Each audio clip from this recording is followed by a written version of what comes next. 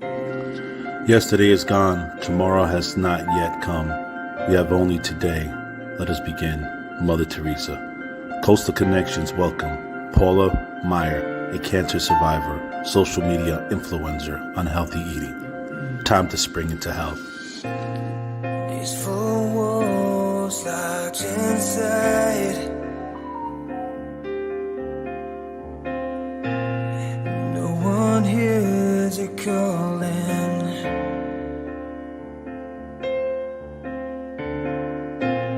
Smiles fade into the night.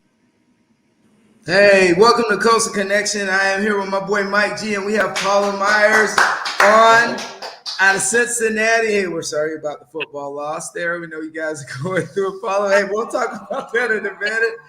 That was early. Oh, I can't believe you went there. Wow, that was. Sorry, Paula. I can't control it. Fashion. He brought some style to football here in Cincinnati. I like that. All right, exactly. So, Paula Maier is a beautiful person. I met her years ago, and we've been collaborating and talking for years, either over some health stuff or over college, or just over our kids going in different directions in their lives. And she is a phenomenal person. But the thing is, Paula ran into unbelievable situation, as my grandmother has, as my father has, as Mike's friends has, and Mike's uncle is going through right now, is that she ran into the battle with cancer. But we're not only here to talk about cancer, we're here to talk about life today. And we're definitely here to get Paula's story. So Paula, how are you doing? And just give us some background on what's going on with you right now, since you've been through a lot in the last year and a half. Well, I was diagnosed with lobular triple negative cancer in June of 2020. Wow. Which there are only 10% are lobular cancer. And if you are triple negative, it means you have a higher rate of reoccurrence. So neither one of those things are great news, but I have a strong family history for cancer, so I can't say it was exactly surprising. When I got the news, first thing I did was to call my family, but the second was to call my mother's oncologist and say, let's figure out what we got to do to start this process and to beat this. And in fact, I am now cancer-free, though I am still on cancer meds. So I will be until September of 2020. They have, pretty serious side effects at times, but I am so blessed to be able to fight cancer at this time versus 10, 20 years ago, when everything about cancer treatment was different and more harsh. And I have an opportunity to take a drug called immunotherapy, which is, my drug is called Keytruda. This just came out of clinical trials in September. So I feel like if you're going to get cancer now, it's not a death sentence anymore, like even it was 15 years ago. If you heard you had breast cancer, you're trying to figure out, get your situation in order.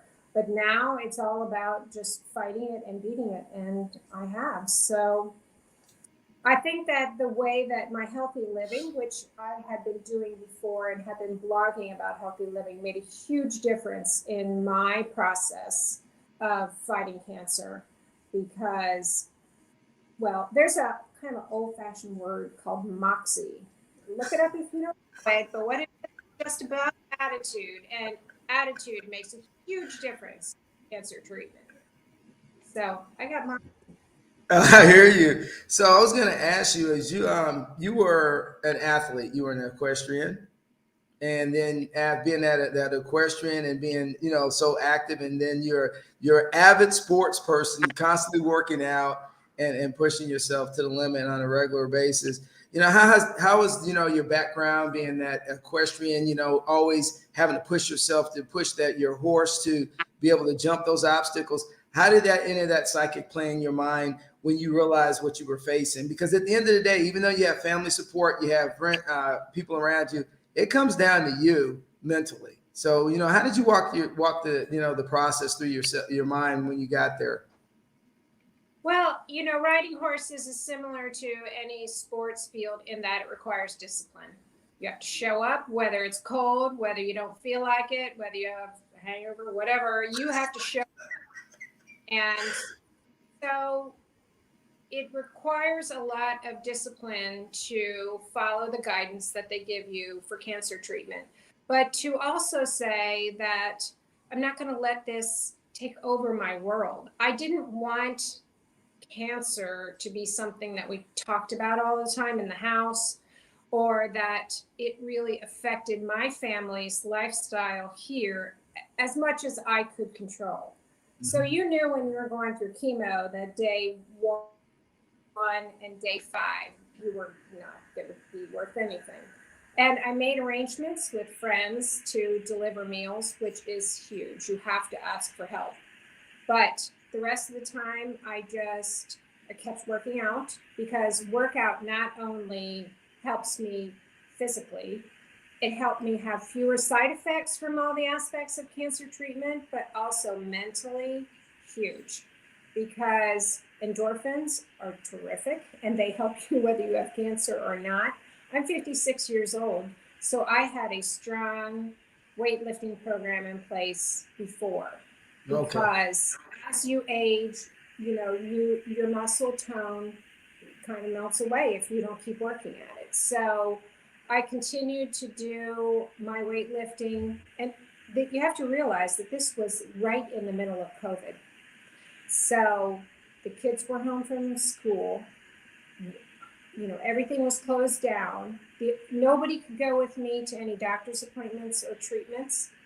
My family went with me to my first meeting with the oncologist, and that was it.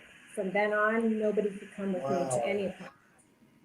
So I really was on my own, but I'm a strong person, and I was defiant against cancer. I just refused to let it take me down. And that's being a strong person is number one. You're battling something within yourself and stuff like that. I can acknowledge the same experience. I've seen it firsthand, and I just found out right now, uncle of mine is having a little difficulty with cancer as well.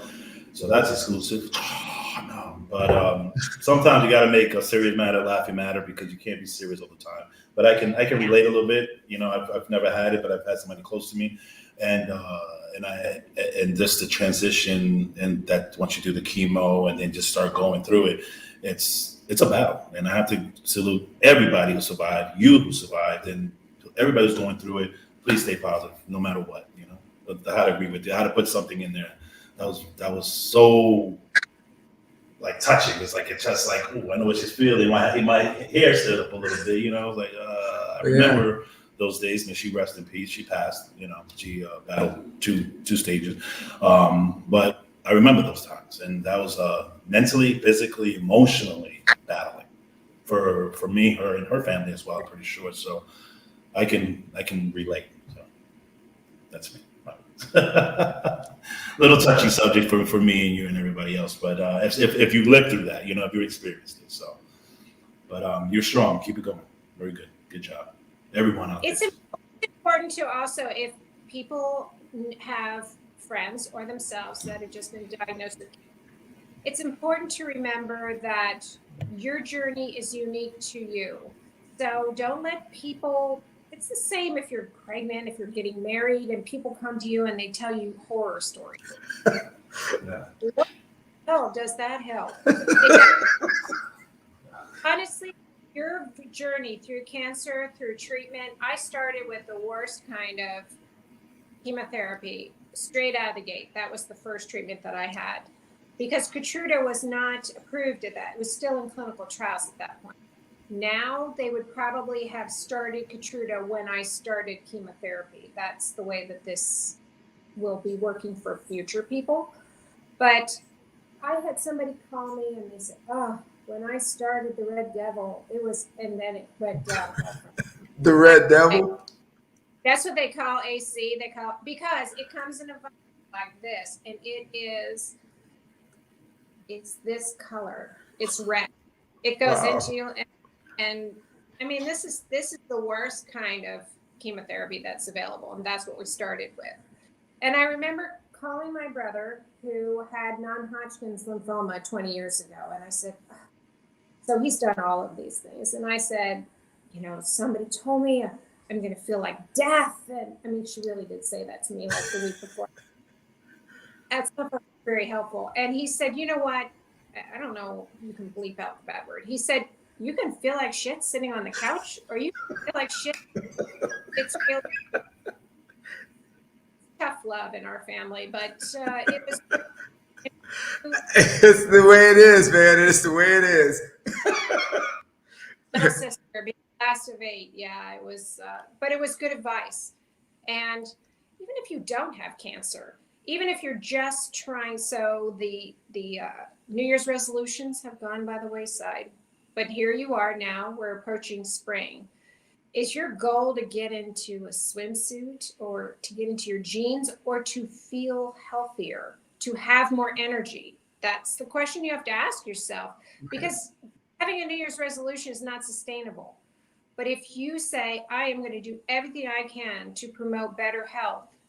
So somebody might say to me, well, you're a healthy living blogger and you got cancer. Okay. Yes. Oh, Paula, okay. Yeah, I got you. Yeah. It's having those positive habits in place helped me go through chemotherapy, a mastectomy, 25 sessions of radiation with oral chemo for 6 months with fewer side effects. It didn't rule my world. The healthy living habits of staying hydrated and eating healthy food, having a mental attitude of positivity, just like the t-shirt said, aspire to inspire. That is my goal in life for my children and for myself and for other cancer patients, that you need to take control of your health, and no matter what your age is, and do things, put habits in place that help you. Oh, absolutely. Yeah, you are. Oh, I'm sorry, Paula. Go ahead. It just makes a big difference. It really does. All right, so you did your web page, and Mike had it up just now. You did it 12 years ago, and you've been on. And I remember one time I was reading your page, and I was actually looking at stuff, and you were doing a great job. You were actually making videos and putting them on YouTube. And I remember one day we were talking about your son, but then we got on the subject of your videos and the website, and you go, well, Vince, I hate my voice. And I thought to myself, so I went back and we looked at your old content. You know what? I hate the sound of my own voice too, but what I realized that you were putting out good information. So so I think as a suggestion, you need to kind of get back to making some updated videos and really believe in your dream, because you can see the passion on your YouTube sites of when you're doing it. And at the end of the day, who cares? If you got a passion, and it's definitely you. I'm the last person to tell you anything, because you've already been down the road to seeing what life's about, and then and just staring the devil, I call it, in the face, and then coming out on the other side. So you've already been to Hades and back, and I have nothing but respect for you on that. So kind of tell us, how did you get into making healthy living, and why did you want to get into that career field? Well, my family was in the restaurant business, started locally, and we at one point had 125 stores, pretty much regionally. At that point, we were in Texas and Oklahoma, but we closed those stores. It was Ohio, Indiana, Kentucky. So my grandfather started a big boy restaurant chain. And so I grew up. Hold on 1 second. You said the big boy. You talking about the burger chain? Yeah. That was my grandfather. Show this big boy. Yep. And I had a big boy in my front yard. It was part of a city for a lot of years. It unfortunately, the ants got control of it, but yeah. And it was a blessing to have that legacy for my children and my family and my community, that we were very involved donating and supporting local arts and police and a lot of different community. It was a wonderful opportunity for me and my family. But when you're in the restaurant business, food is love. That's how you show people that you love them. So how did I get started in healthy living? Because I've always been a great chef and know how important it is to have your family together at meal times. That was always stressed in my family. And I feel like people want to be healthier. They know what they have to do, but they need someone to take them by the hand and say, get rid of the chocolate ho-hos out of the canteen. I like the cookie place. What's that cookie place we got? Crumble cookie? You know that stuff is going to hit you on a Friday night. You're tired. You have to get it out of the house. So, a lot of my videos and a lot of this content from Healthy Living are recipes and simple ideas on how to stay healthy as you age, and to probably my focus became more on the workout side as I got older, because like I said, especially for women going through menopause, and you can make all the menopause jokes, but it eats away at your muscle tone. Okay. And you see women and they have these sections in the middle, or it doesn't help you as a healthy, how do you say it? Having an apple shape, having Right. that weight in the front is like wearing a fur coat around your organs. It requires your organs to work harder. It puts more stress on them. There's more reason to develop healthy living habits other than whether you're going to fit into a swimsuit Right, on but spring you, break. right, but your message is counterproductive right now with the current genre of commercials and everything, and saying you should love who you are, do what you want. But then during COVID, what we saw was, and this is and I'm gonna just be straight up, and it's gonna maybe upset some of my people on my show, but the hypocrisy of our society to say, hey, it's okay, eat what you want, as long as you're happy. But yet during COVID, when we had people that had unhealthy choices, and it was like they would have survived COVID, they would have survived it. But however, their body was working on two platforms: their health issues to support what they've been eating very bad for years, and that the fact that they had a deficient immune system. So it wasn't the fact that COVID, yes, anybody that we lost is bad. But the thing is that currently with the commercial stuff out of certain areas on the media, we're really not pushing to be healthy. We show a couple commercials at 3 a.m. about the Total Gym or being on your Peloton. You got it. But now Peloton's having issues because they had two different shows where they're showing people have accidents on the Peloton. So where do we go in a society that really is not pushing to be healthy? Well, when I started Paula's Healthy Living, honestly, the push that I was focusing on was diabetes, because I had seen a documentary about these kids in LA who were 12 years old and being diagnosed with diabetes. Oh, yes. Because of their diet. And part of it is it's easier to go and get $1 meal at McDonald's for $1 than to go to a grocery store and get, excuse me, a bag of rice and a whole chicken and vegetables, real vegetables.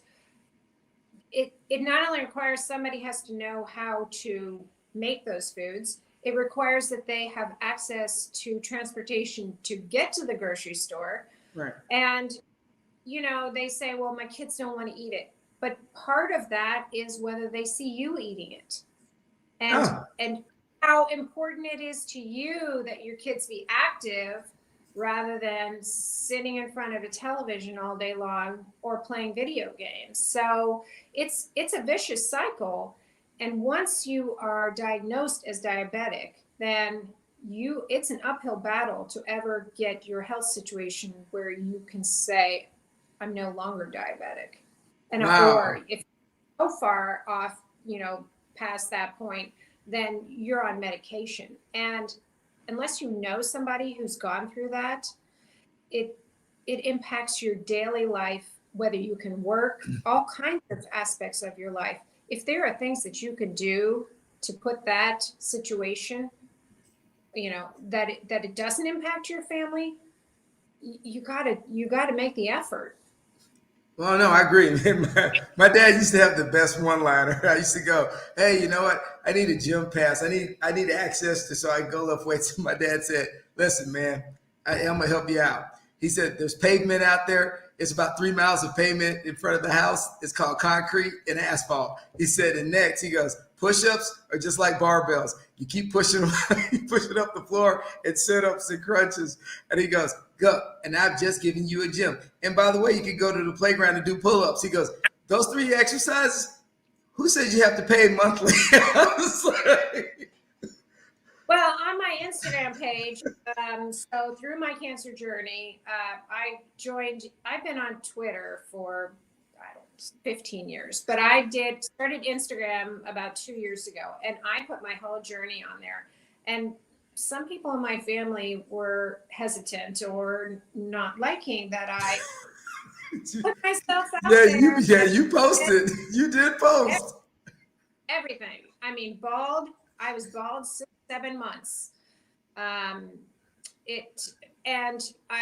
The point of me sharing this stuff with everyone is I did work out throughout my journey, even on cancer meds, on doing chemotherapy, because it actually gives you more energy. People will think, oh, I'm going to be so tired. I'm going to be so hungry. The days that I'm more hungry and more tired are the days that I don't work out. Wow. So show up, make an effort, get an approval from your doctor if you have health issues before you get started.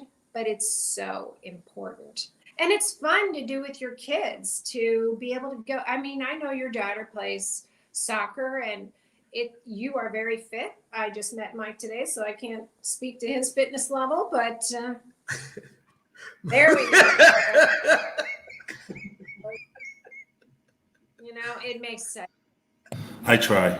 I'm not a Vincent level, but I try. I don't wake up at 4 a.m. and do bikes and miles. I work out a little. Oh, Mike cracks me up.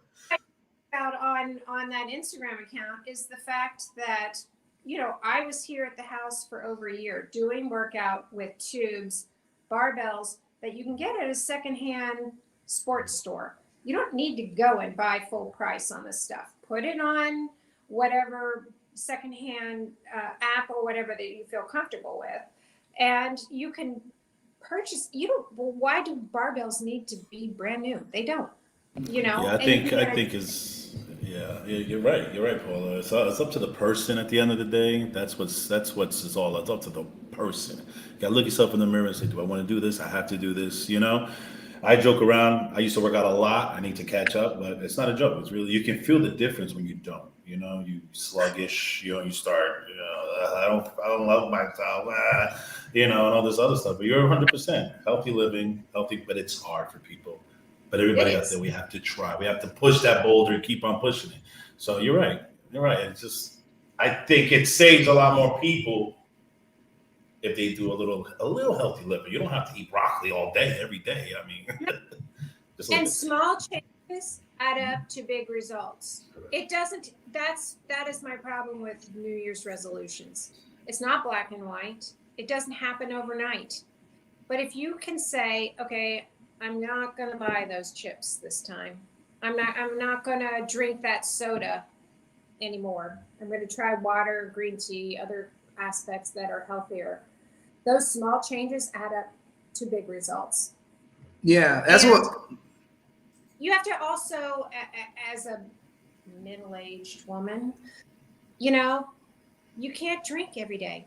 And that's, when you look at a lot of middle-aged people, you have to question, are you drinking alcohol every day? Because if you are, it's going to be harder to retain health goals if you're drinking alcohol every day. No, you're right. COVID made a lot of people drink a whole lot more than Hey, I'm hey, guilty. hey, wine sales went up, spirits went up. Hey, all I know is that Jack Daniels did not complain during COVID, and neither did the wine industry. yeah.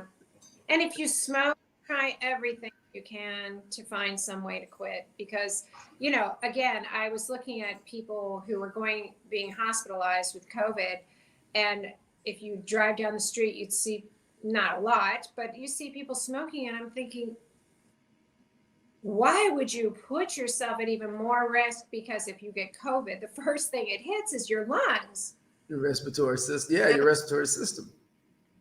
So you're already compromised going into the situation where it slams you even harder. And it just, I'm not saying it. I mean, at one point, 90% of my family smoked when I was growing up. I mean, my father smoked 2 packs a day. My mother ended up dying of lung cancer because my parents would be in their 90s now. So it's a different generation, but it's insidious. It has, you have to stop if you can. Yeah, my dad smoked up until he went to hospice, and he knew, but he had lung cancer. But he did not want to give up that pack of Slims or Salem's. But and it's an addiction. But that's I think sometimes we struggle because when people do get cancer that don't smoke, they eat healthy. And you brought up a point, and you kind of changed on me. Is that I love the hypocrisy of people liking to point fingers at someone and say, "Oh, look, you're healthy. Look what happened to you." How did you handle that? When you ended up knowing that you got cancer and you were dealing with it, and you stayed on social media, I give you that. You are a warrior. And how did you deal with it if somebody came at you with just a negative vibe? There are some aspects of life you just cannot control, and cancer is one of them. I mean, there's so many variables that put me personally at risk. It was family history, genetically. When I did genetic testing, my panel came up completely clean. But I have, again, I'm the last of 8. I have siblings who have the BRCA gene. Right. I have siblings who have MCA positive gene, which makes them at higher risk for pancreatic, ovarian cancer. Wow. So you can live. I also live in the Ohio Valley, which is a basin.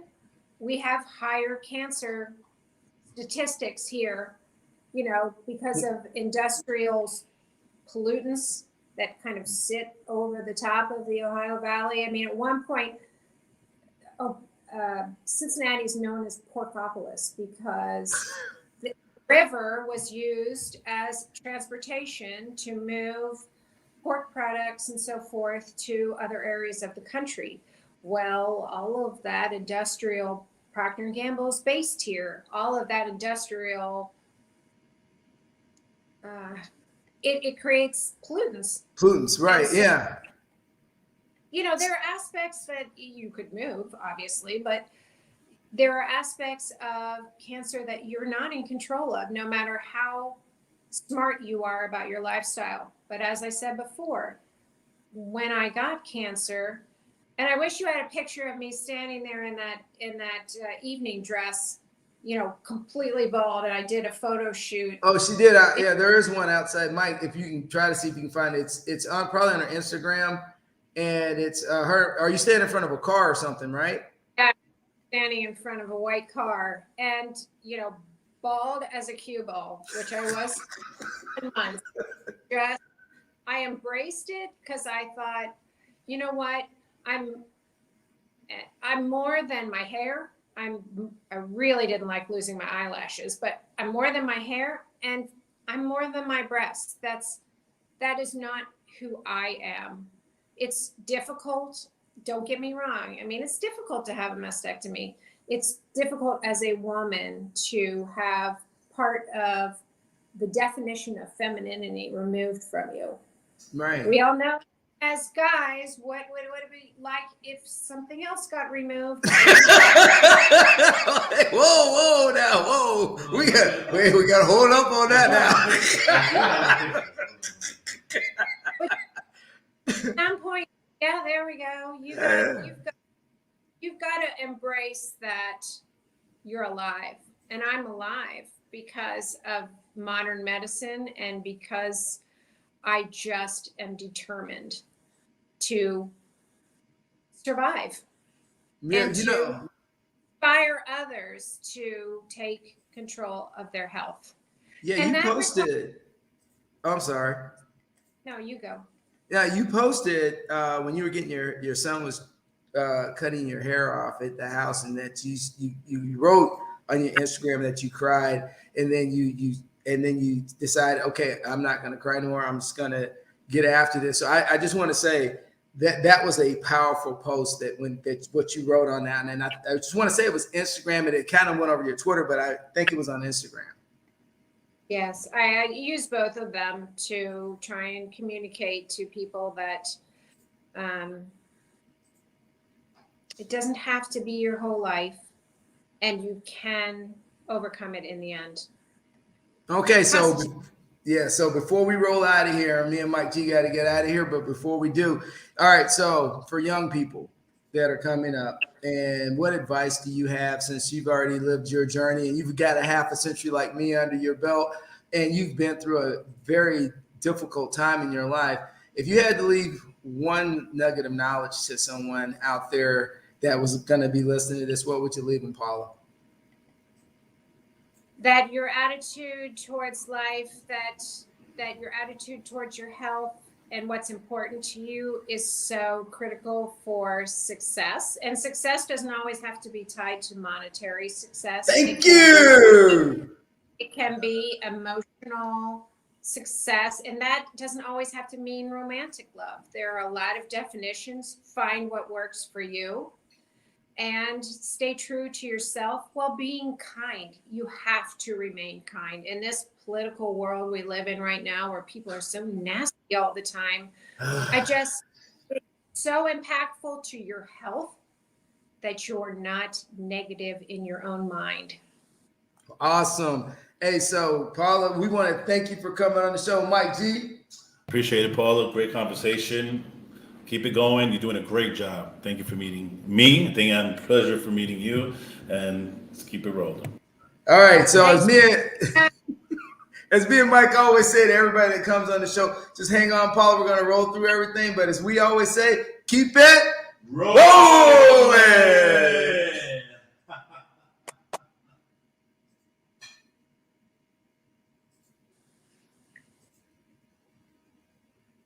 You didn't share it.